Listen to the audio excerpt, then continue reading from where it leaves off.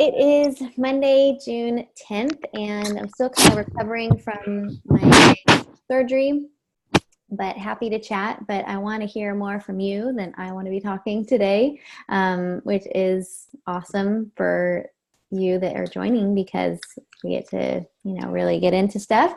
One thing to serve as some inspiration today is I love this book. Have you ever heard of this book, QBQ? Yes, no? No. No. Okay. I've I, what? heard of it, but I'm not familiar with the premise. So It's a super easy book, quick read, but really impactful. I just want to actually share with you a little bit from it, just as some inspiration for today. Yes. Okay. Chapter 4. Let's see here if I can find that page. I read this literally, sat down and read it really quickly. So chapter 4, I'm just going to read a little bit of this from you, if you guys don't mind. It's story time. So the chapter 4 is called, so the QBQ stands for the question behind the question. Okay. And the whole purpose of the book is what to really ask yourself to eliminate blame, victim thinking, complaining, and procrastination. Right? Good one. So chapter 4, jumping ahead a bit, but I'm just giving you a taste, is Don't Ask Why. That's the title of the chapter. Ever heard these questions? Why don't others work harder? Why is this happening to me? Why do they make it so difficult for me to do my job? Why don't I ever get a break? Why don't people care as much as I do? Do these thoughts come into your mind on a daily basis? Why can't my kid just listen to me? Why? I could go on and on. Type in your why questions that come into your head all the time. Why, why doesn't my toddler sleep? Why, right? Like all of the questions, the why questions. Okay. I can't remember which color type asks why the most. I don't know. I can't remember that, but I think we all ask why all the time. So when you say that aloud, I want you to say, why is this happening to me out loud right now? Everyone. Why is this happening to me? Why is this happening to me? The book's name is QBQ, the question behind the question.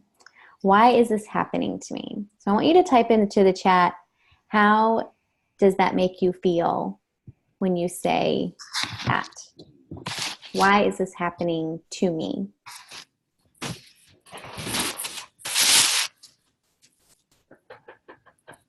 Take a moment. Close your eyes if you have to, and then type. Don't worry what we think of you or anything like that. Just, why is this happening to me? Defeated. It makes me feel powerless, like things are out of my control, less than. That's exactly what the book says. It says, when I say them, I feel powerless. That's the first thing they wrote, like a victim. The message of questions with a why me tone to them is, I'm a victim of the environment and the people around me. Not really productive, right? So, it goes on and on, but really, when you think about problem solving, we always ask these why questions, right? Why can't I find good people? Why can't I find, the right kind of person? Why can't I get support for what I need support with? That why question is all victim thinking. So it gives you some guidelines on what to ask instead. There's a lot more in this book, but just to give you an example, the first QBQ guideline says that all QBQs begin with what or how, not why or when. So if in your mind you just turned around to just asking what or how, and I definitely read the book, but how can I do my job better today? What can I do to improve the situation? How can I support others? right? Always thinking about what I can do, because there's always something that I can do. I mean, even if I don't feel like other people are doing what they need to be doing, there's always something that I can do, and that's all I can do, right? I mean, I was thinking about that today a lot when I posted about that I don't believe that real food, organic food, is actually expensive. I think that most people just lack time and skill, and those are real problems, but it's not the same problem as it being unaffordable. Do you know what I mean? It's a very different problem. And, you know, you can think about all of those problems, right? The societal issues. And when we start to think about that, well, why can't the government do X, Y, Z to make it to make easier access to these foods? Or why can't, you know, minimum wage be increased? So whatever, right? Why can't people have access to affordable childcare, right? I could go through all of those things. But what can I do? I can cook. I can create more time in my life. I can make the choice to do those things. And I can be a voice for people who maybe have an opportunity to carve out 15 minutes a day, right? I can donate money to somebody who needs it, or an organization that I feel really does make a difference, because I don't really feel the government does. Or I can maybe become more active in the government if I wanted to, right? There's like, what can I do? It's a very different, powerful feeling than saying, you know, just kind of getting lost in the, well, it's unaffordable for some, so that means that it's unaffordable for me. And I just, you know, it's unaffordable for that person, so I'm just going to order pizza. I don't know where that thought goes, right? Like, where does that lead? So that's my inspiration for kicking off the call.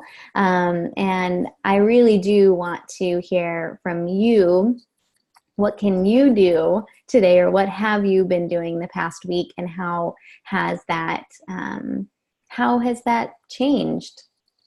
What have you done? What is that feeling for you lately, with all of that in mind? Okay, I have a little question. Yes. Regarding that, because it leads me a little bit to, because I was thinking today, this morning, I was doing my miracle morning, and I was just, I don't know, reflecting.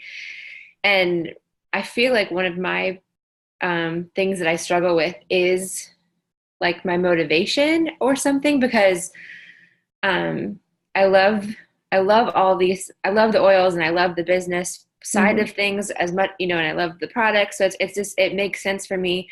But on a daily basis, to wake up with that motivation to just get it is sometimes overpowered by, you know, my husband travels 3 out of the 4 months, or 4 weeks out of the month, you know, and I have 3 small kids. So I feel like all of a sudden that stuff starts overwhelming those other things. So then I started thinking, maybe my why isn't strong enough, you know, for those things. And so it's interesting that because with the why thing, so I'm wondering, is that a, should my why become a what, or like a, do you know what I mean? Is that part of my thing that I'm having a hard time with, like, that if I'm starting out with a why, it's feeling defeated, like, and that's why it's not, like, you know? It could be. I mean, it's a very, very insightful response to this kind of thinking, right? It's like, why am I doing this? When we say that, do you feel defeated? Right. I feel like, is it taking the power out of it right before I'm even getting going? Because, you know, yeah. What can I do today? Right.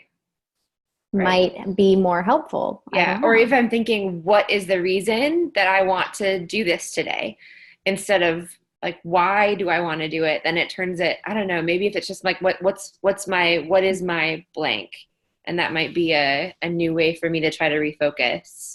Yeah. Yeah. I mean, the whole book is to not ask why questions. So I think that is so fascinating to read that, because I've never, you know, you got to have a why that's going to make you cry. Like that always like has rubbed me a little bit the wrong way. So because you know, again, I think it's about what you can do every day. I mean, I only got like 4 hours of sleep last night. My toddler is like, I don't know, some kind of crazy ass mode. Sorry for the cussing. Where he's screaming all night long. Like it's too, whatever's coming in. I don't know. I don't know. All I know is we are not sleeping.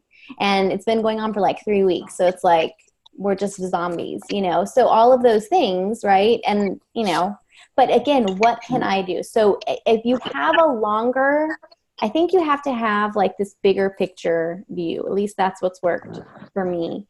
Because, you know, we were joking last night. There was some meme my husband saw right before we went to bed where it's like, you know, am I the only person that's like, dude, this week has been nuts. Like next week will be so much better. I'll get it all done next week. Like it'll be awesome. You know, it was this really, really funny meme where we were dying laughing because it's just like, right. Every like, week is going to be, every week has something like, and just when you think it's going to be all like smooth sailing and awesome, it's like, boom, like somebody's sick or whatever. Like it's never a good like week, right? Like it's never like the perfect week like that you think it's going to be. And we just always have crazy stuff going on when you have kids and or you're taking care of your parents, whatever it is, like you're taking care of yourself, whatever, it's always going to be nuts. So that question why is such a powerful, I loved that concept from this book. Like it, you know, that's the main thing I got out of this little book that took me like 30 minutes to read. So I always think about like, okay, look, I've got 15 minutes before, you know, kids are going to be home or whatever. Like I've got to go leave to take somebody to this XYZ activity or, you know, whatever. Right. And so what can I do to maximize that 15 minutes that I have? And if I choose to just sit at my computer and not make dinner, then like at 4:00, I'm going to start feeling really stressed out about that. You know, so it's just like learning about all of those things. But I think it's a minute by minute choice of what can I do right now.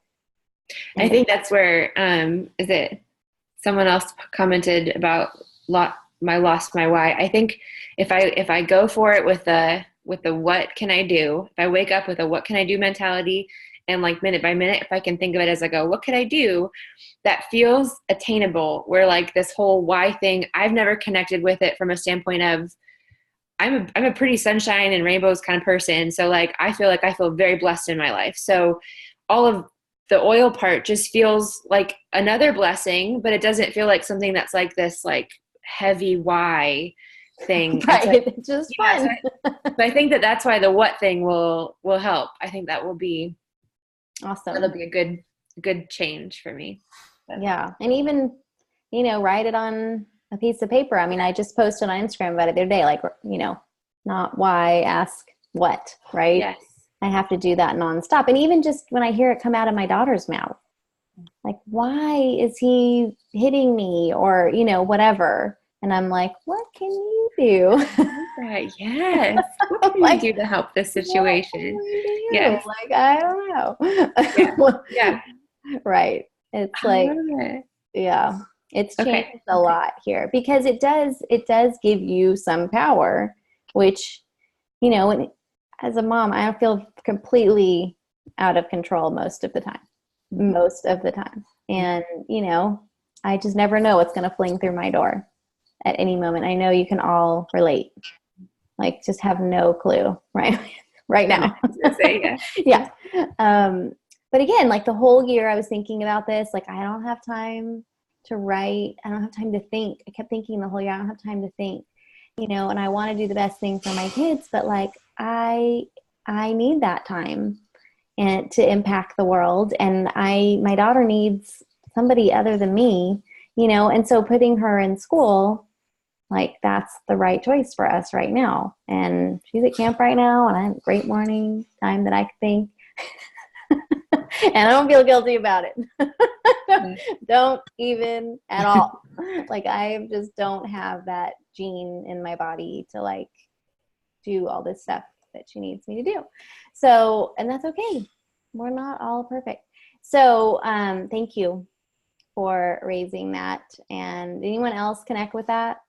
Thoughts? Speak up. It's all good. Remember, dental surgery. Don't want to be talky too much. Shut up. I came in late. I'm sorry Yes. if are you talking about that? Okay. Yeah. You read this, right? No, I haven't. I'm reading another book that the art one. The which one?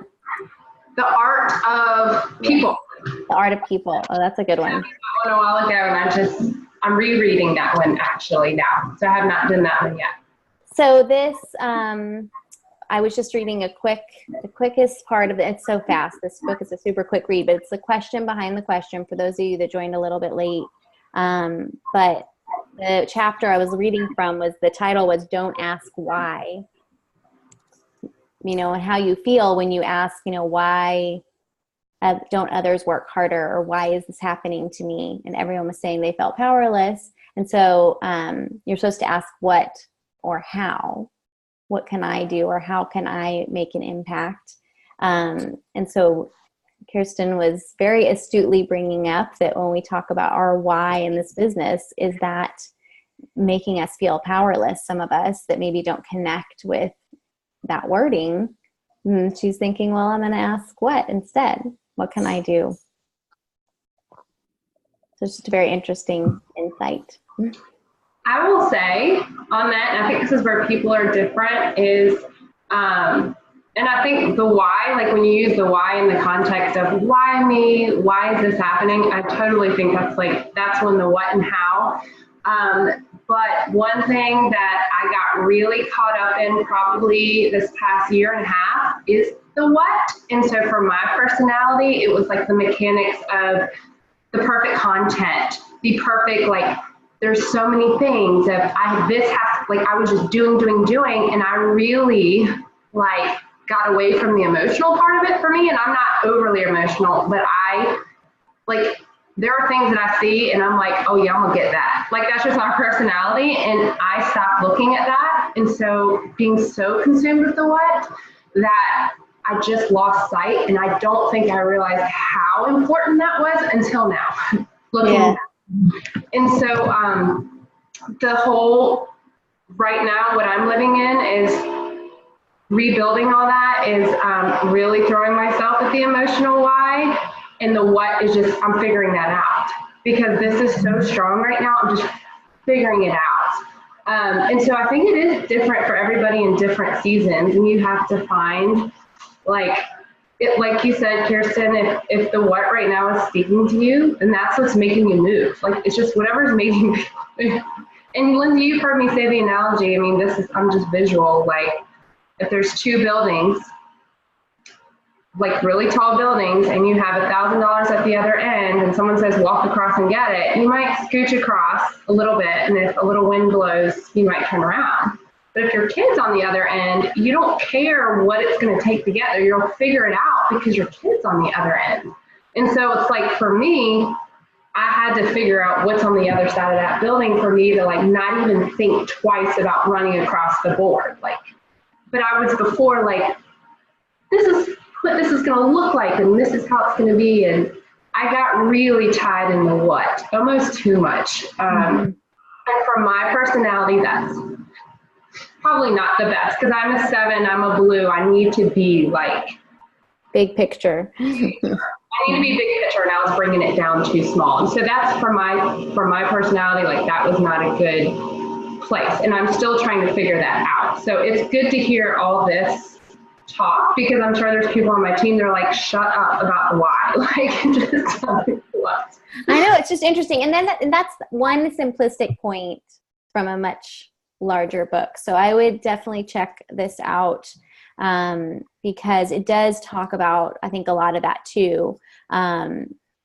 You know, but it's really looking at what you can do, right? And I think that's where you have made the shift this year, Rachel, is that you know, where am I making these choices? How am I making these choices, right? That's how you define your vision, right? What should I be? We've been talking a lot about should on in this whole past few weeks, so I don't even want to say that, but like, what can I be doing? What, you know, how can I be doing it? But it's figuring out what that vision is. And it's just a really good reminder, because all of these words, it's words. These words are so important, and everyone has these words that will set them off into like either a good place or maybe a not so good place. And I think if you start to understand those triggers, then it's really huge. Anyone else want to interject on this? Why, what, victim, not, motivation, procrastination?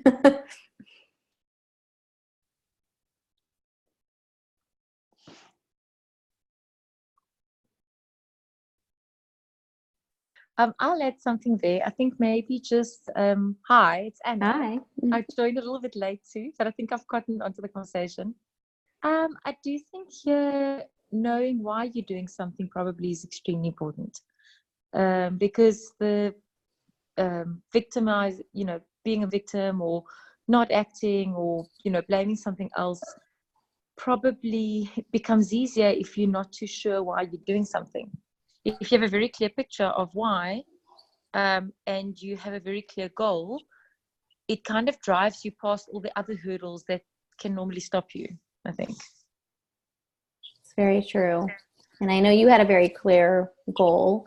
And I know Rachel had a very clear goal. I had a very clear goal. The really crazy thing is that when you reach that goal really quickly, then you have to like do a reset, right? You have to like think bigger, which is even more interesting, right? Like when you hit that goal, it's like, there was a podcast that I always listen to, Quote of the Day podcast. If you don't listen to that, it's amazing. It's like 5 or 10 minutes a day. Sean Croxton does it. It's called the Quote of the Day podcast. But there was one a few weeks ago. No, it was probably like last February, right? But it was talking about how that we're like you're in your mind, you perceive yourself as a certain way, right? We know that. And so it was giving this analogy of that we are like, some kind of temperature on the thermostat, right?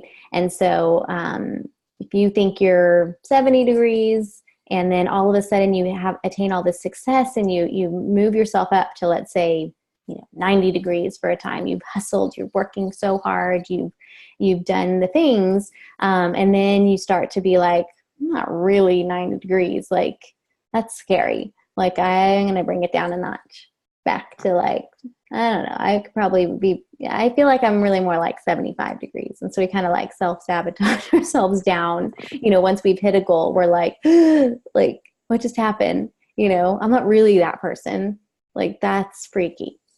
Like, I don't know about that or how I feel about that. How do I keep that? How do I keep going? Like, I'm like a phony, like this is a sham, like, no, right? And then you take yourself back down. And so, yes, like knowing at each level, you kind of increase your, your temperature on this thermostat, like how to continue to increase it or to feel comfortable where it is, or to know that if you are sliding backwards, why that's happening and figure that out. And I think that's just the nature of growth, the nature of being an entrepreneur. It's not abnormal. It's totally normal, and you're no different than any other entrepreneur that's trying to figure this all out. None of us are. We all do it, and that's when we say, oh, we have seasons. It depends on what season you're in. That's a nice way of saying it, but it's basically like growth. That's just growth, right? Like the season of, oh, I've got too many like things going on, I'm not good enough for this, right? And then there's the season of like, no, I've got this, I'm pushing everything out of my way and I'm doing it, right? Like there's the powerful season and there's the not so powerful season.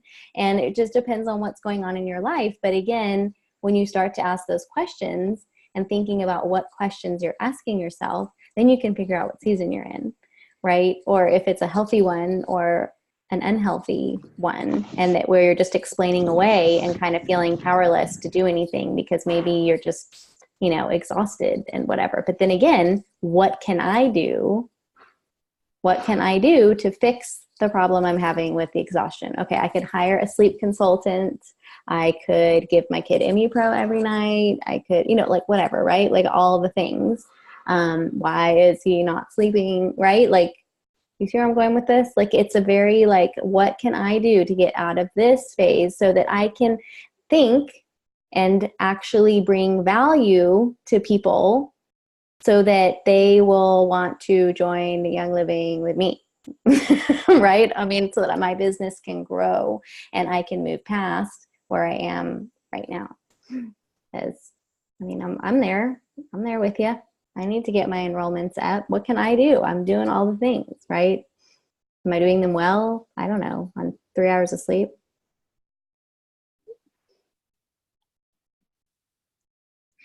I think maybe that's also where the personal development is quite a big thing, because you're talking about these temperatures, and if you're suddenly so much better, you must think to yourself, do I want to turn myself back a notch? Or am I going to say, wow, this is amazing. Look what I can do. Let's get hotter. Yeah. And that switch for me, I think, is a little bit of what you believe in your heart you deserve, actually, because it's not about what you can or can't do. Because I think what's happened with me, I still don't really know if I can do it, but I do spend a lot of time thinking about, do I deserve this? Because what makes the other person or the next person more special? Why do they deserve it and you don't? That's just in your mind. If you're doing the work, then it should happen. It can happen for you, I think.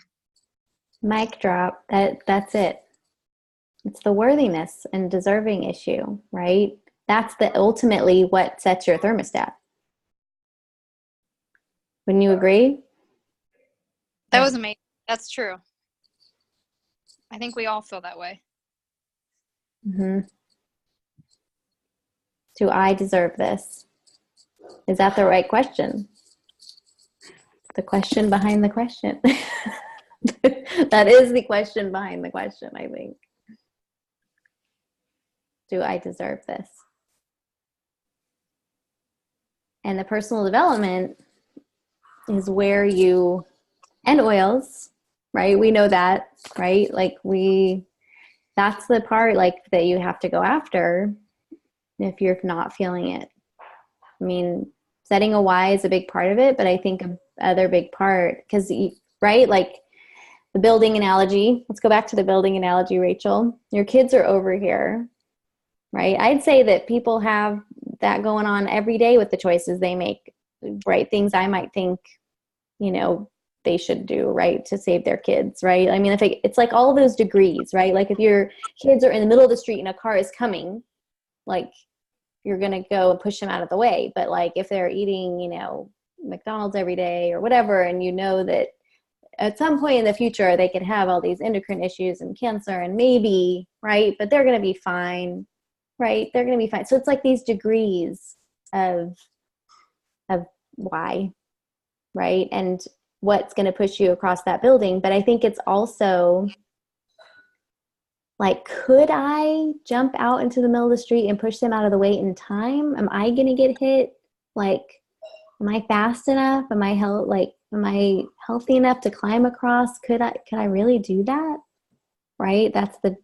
Or like, oh, I don't know if they really even, like if I'm a good mom anyway, like they probably do better without me, whatever, right? Like you could go to these really dark places, right? So, just it's bringing it up just to like make you aware, make myself aware, that when we get to these stuck points, just what the questions are that we're asking ourselves.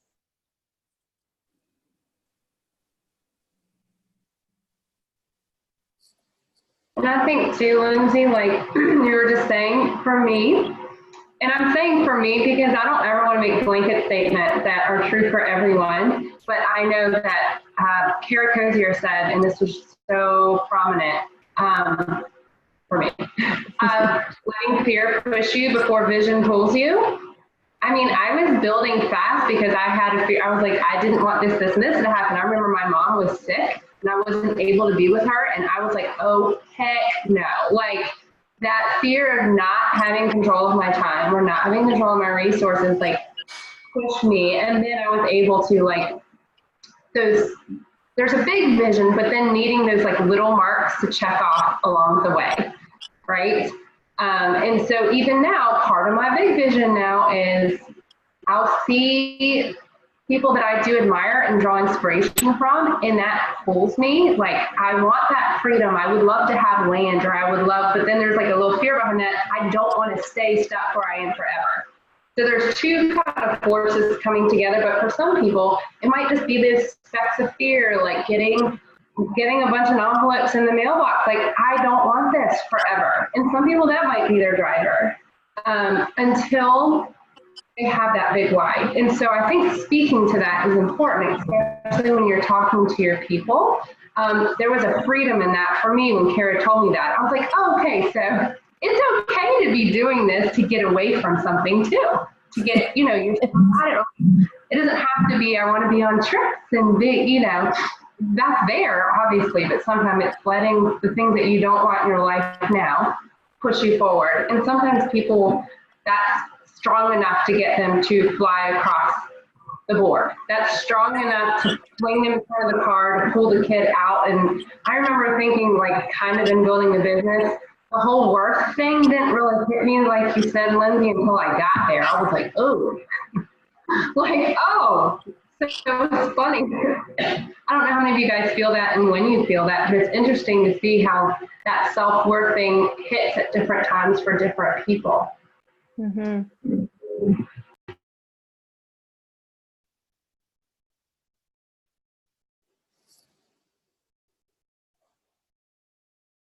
I think once I heard someone say that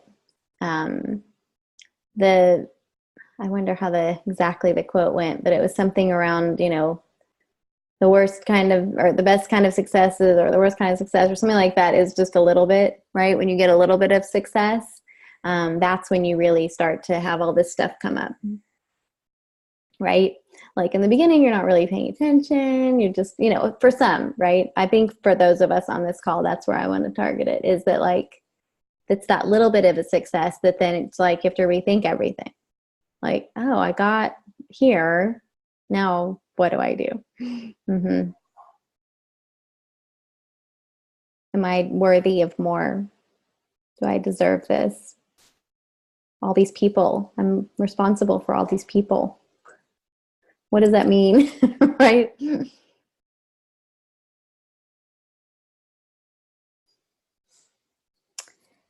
So yeah, sorry, I wanted to say something on that. Sorry, yes. Just on your question there. I think just my opinion on it. You aren't responsible for people, and you're not responsible for their success. But if you can share your own learning, like if I think when I listen to these calls you do on a Monday, it's never really about facts and figures, and it's very much about what's going on in here. So if you can grasp that, which you probably must have actually done to a large extent to even get here, it's just, for me, really about sharing that.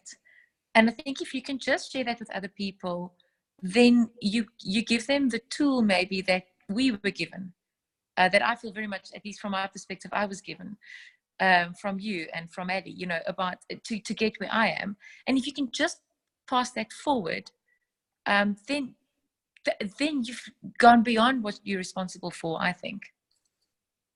Because if you can just give somebody the opportunity that somebody gave you, I think that is amazing. That's my thought. So I just wanted to comment on what you were saying. Love it. Future RCD right there. Y'all hear that? They're all like, I am. I mean, yes, very positive mindset, Anna. Thoughts? Others who haven't spoken yet?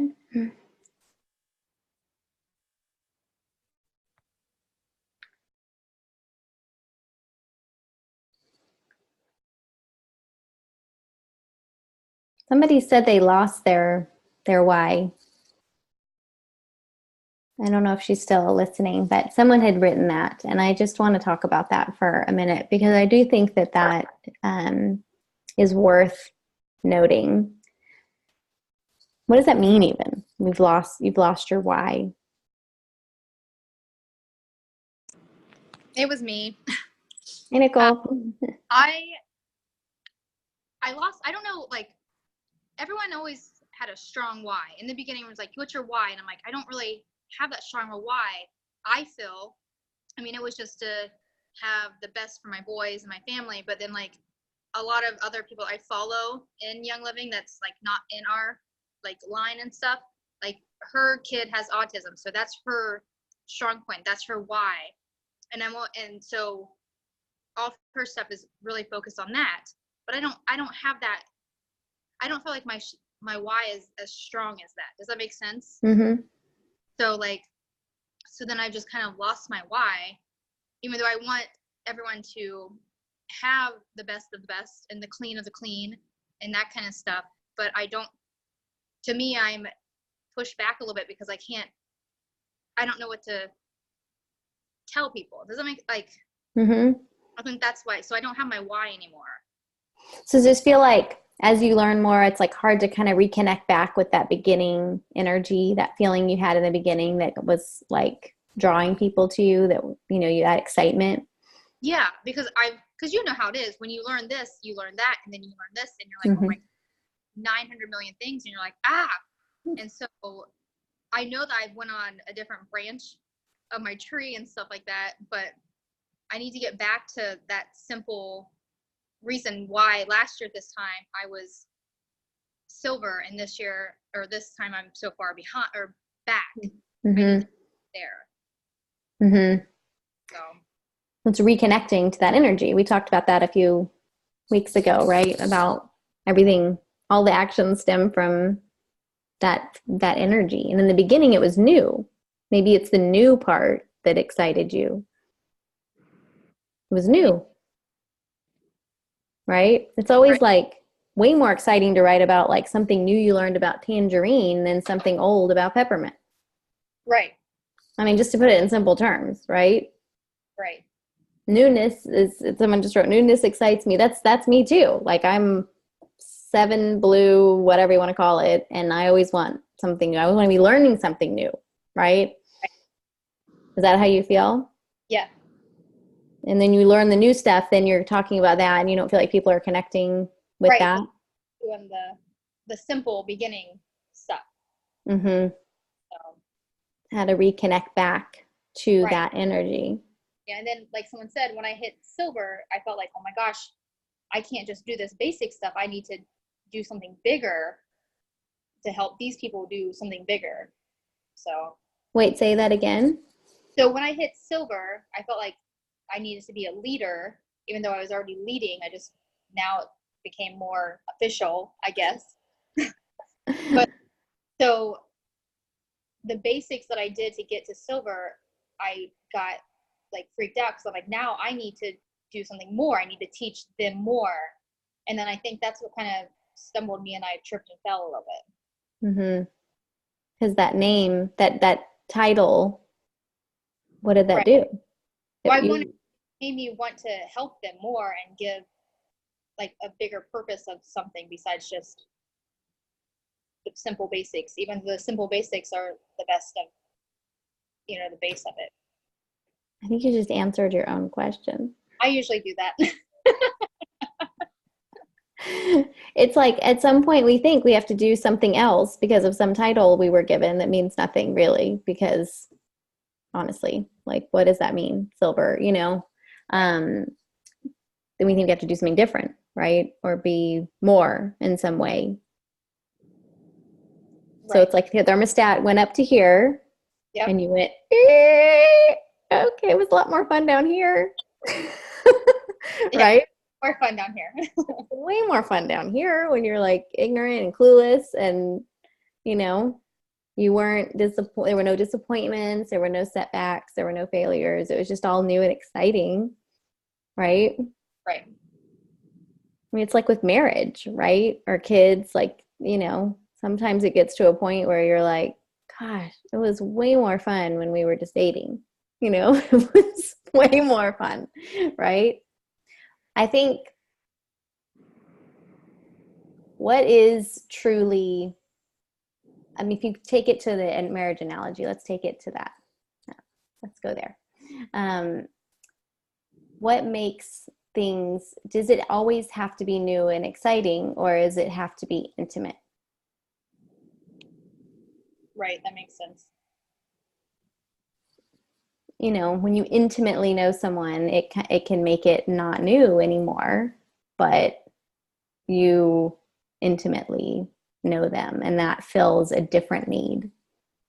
So we, you know, you might think we intimately know our starter kit or whatever, right?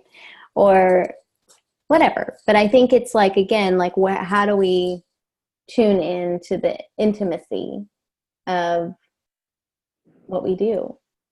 And then there's a whole different set of questions. Could I add something in there? It's very interesting listening to Nicole. And what I want to say to you, Nicole, is that, you know, you're saying that you got to silver doing some really basic things. And in a way, that's such an amazing thought, because then you can say, wow, if I only needed to do these basic things to get to silver, all I need to do is help other people understand it takes a few basics. And maybe that pressure you felt of, now I need to give this deeper, bigger thing is unnecessary, because if you were able to do it with just doing basics, and you can help other people and to just repeat your basics, then there you move forward and there you'll go, I think. I like it. Well, the basics have to be fun, and you know, if they were fun before, then they can be fun again. But I think that in doing the basics, that's how you inspire others to do the basics. I think a lot of times we think that telling people to do the basics will inspire them to do it, but it doesn't, right? You know that now. And right, telling someone to do something is never, they're not going to do it, right? They're not. But when you're doing it, and when you're new and someone else is new with you, that's what makes it exciting. So for me, maybe not for you, but for me, when I find people who are really excited about their kit, then it re-energizes me. Or when they're really excited about building a business and they hit silver and are able to leave their job, like that's super exciting for me. And so that brings a whole different level to it. But if I just have a bunch of people that are old hats and don't care and aren't excited, then I'm going to feel pretty low. And that's where I have to find new people that are excited, because I'm constantly looking for those people that are excited, because I don't want to be around a bunch of people that are low and not excited, because that hurts my energy like super bad. Like I'm seeing a lot of nodding. Like I don't, there's nothing worse than like talking to people who are just giving me excuses. And if I only had people that were giving me excuses, then I would have quit a long time ago, and I just don't talk to those people because I just can't, you know, because again, it comes back to this book. Like when I hear someone say, you know, this book goes into a lot of detail on excuses too. A lot, a lot. Yeah. So, I had one more thing that I thought of, and it's funny because Nicole, you were talking about like losing your why, and I was saying before that like for me, my why just didn't feel like this strong, passionate. Like you were saying, like people have these stories that are heavy, and I didn't feel like that was me. But I would venture to say, and it's funny that I've never thought of this way until I was hearing you say it, because I feel like I'm the same. But chances are, like the majority of the people who are doing this, their why maybe isn't this dramatic cry over it why, right? Like maybe it's just a more simple like mine. And I think if I let go of it needing to be this big dramatic whatever, that then it allows other people to also let go of it being this big dramatic whatever, that it can just be a what can I do today, and what am I excited about these oils, and it takes it to that place, I think, in my head, so that way other people, when they see my friends, you know, I can see their why for them without it needing to be this dramatic, like, you know, anyways, I just thought that with. I have heard it both ways.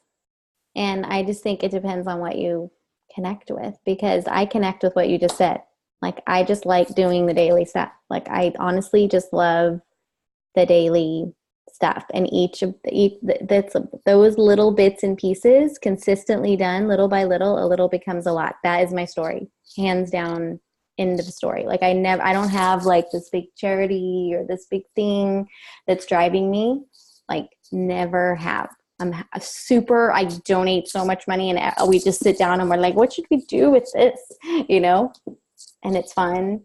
But I'm just not like a big planner, a big visionary, you know. But I think when you don't know what you should be doing or whatever, then, you know, it's important to set that vision and to think it through. I do think that's super, super important.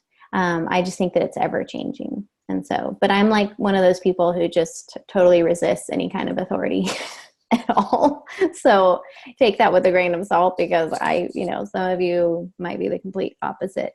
But I do think that intrinsic motivation, right? That your motivation has to be yours. Like, that is what the definition of intrinsic motivation. Extrinsic motivation is when someone else dangles a carrot over here for you to go and grab, and that runs, that burns short. That fuse is a much shorter fuse. And I just feel that if I'm not going to sleep, and, you know, instead of doing whatever I needed to do today, right? If my drive is stronger than the need for some sleep after not getting very much last night, then I'm doing something right. I mean, I think sleep is important. Like, I should get it at night, but like, I think I would start to be sad if I just like slept all day, you know, like I'd feel like I didn't accomplish anything today, you know. That's just the kind of person I am. But I don't know where I'm going with that. Totally squirreled, but I just think I hear you, and I feel the same way as you most often. Sometimes I need to reset if I'm really trying to like stick my heels in, like right now, where I really would love, I need to do some things to rev up some parts of my business that I really want to impact and help some people. So I guess that's the bigger why, right? Like, I have certain goals for certain legs that I need to hit by the end of the year. Like, that's what's driving me with these certain activities that I'm doing. It's not because I need more money or whatever. Like, clearly y'all know I don't. So it's just, there are certain, you know, things I'm trying to drive for other people. So that drives me to do more. So that is I guess that is a bigger why. Otherwise I could just sit back and talk to y'all and appear like I'm doing stuff, but like to be actually doing it, to grow my Instagram, to grow a new set of eyeballs, right? Like, I spent 5 years, I'm just going to leave you with this. I spent 5 years getting paid next to nothing and working a corporate job at the same time, staying up all night working on my blog for no apparent reason other than I loved the engagement, and I loved teaching people things, and I loved finding people who like to ferment things like me. So that was it. Okay. And then to find a business that connected, like, that was a perfect storm. Doesn't happen often, but I spent 5 years, little by little. I have it up there behind, it's at the very top up there. Well, if you can see it on the board, you can't see it, but right there where my finger is. Little by little, a little becomes a lot. So I'm just working little by little to grow the eyeballs on a new platform. You know, it's not about any one way to do this at any one period of time. Like, I exhausted my warm market, which was my blog, and now I have to grow new eyeballs. So, I mean, I just see it that way. Like, if you're a local person and it's on a smaller scale, like, at some point you're going to run out of people that you know that you can enroll. Like, You just always are looking for new eyeballs, or just people aren't interested, and you got to find people that are. I'm sorry, but like at some point you have to find people that are interested. And if you are not finding them, then you have to look in different places, right? Facebook isn't yielding results like for me, then I got to move to a different place and I got to go and find them. And so that's what I do all day is I find new people, new eyeballs to see what I'm posting and to then trust me enough to enroll. That is how I like to enroll. And it's just important for you to see that is ever evolving and that doesn't ever stop. There's no point reached that you say, well, that was fun. I mean, I guess there are people that do that, but you wouldn't be on this call if you were one of those people. I don't know why you'd come here. Not that many of you join, so you can clearly see that, I mean, other people join other people's calls. I'm not saying you don't join any calls, but you're clearly here for a reason. So you must like it in some way. Otherwise, I don't know why you'd spend an hour here every week. That's one of my problems is trying to find new eyeballs. Lately, it just seems like, I guess I'm stuck. And so we're brainstorming this weekend, trying to think, okay, let's go outside of our circle and see where else we can reach. And so it's nice to know that even you have that problem because it just seems like it comes so natural for you. No, I don't enroll people on Instagram. All the people who follow me on Instagram are people who are already oily. Okay. So I have to work hard to find other eyeballs. Yeah, I keep thinking, where am I failing at? What part am I not? Because when I do talk to somebody, it just seems like they're not interested. So we were thinking this weekend, okay, we got to just go move further out of our circle, try different areas or avenues or just until we find people who are interested. So. That's right. Because there are plenty of people out there that are interested. You just have to find them. And you will. You will. And it's, again, I think just that aha moment for you is knowing that I deal with that too. Like, it's not just you. It's not just you. Right? Yes. Thank you. All right. 5 minutes left. Any other further thoughts from some of you that didn't pipe up yet? And we've talked about on the other ones, I don't know if you've listened to all the recordings, but we have talked about just different ways of finding new eyeballs. And I'm always happy to chat with any of you about that. But, you know, Rachel's been having fun having terrarium making classes. You know, you probably know some interesting people in your community, like a chiropractor or somebody who you could have as a speaker. You know, and people come over and listen, or you just are good at, you know, making cupcakes and you have people over for that, or maybe you like making deodorant and people can come over and make that. You know, there's so many different ways to find that people are having a book club. We've talked about all of these different things, but I think building, you know, the key is to build those relationships in many different ways. And if it's online, then it's just like a whole other thing. But we were talking about that this morning. I was saying I feel like a rabbit sometimes, like I'm digging in all the different hashtags, finding people on Instagram. I'm just so I know that's Anna has been doing that all the ways, right? But it's, you know, like we were talking about this morning, someone had posted something about who do you know internationally, and they had like 50 people comment.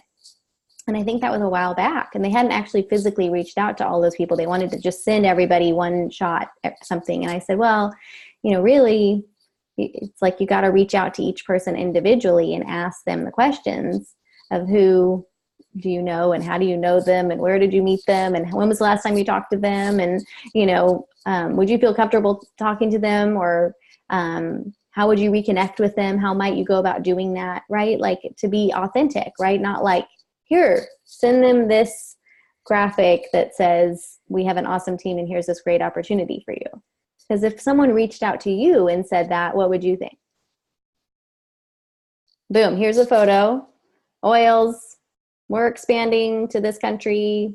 This would be awesome for you. What would you think if someone sent you that? Would you be like, yeah, that would be awesome for me? No. No. So again, delving deeper, it's all about relationships. It's all about finding those people, but it's not like I'm finding them and sending them a message that you see people send. Like, I don't send those messages. All right, guys, that's our time for today. Thank you so much for coming here and, I don't know, doing some personal development and listening to everyone. I love all your insights and thoughts. I love your comments about your why today. That this has all been really, really great and helpful for me, which is why I do this. I'm very selfish. Just kidding. Have a good night, everyone. Bye. Thank you. Thank you. Bye.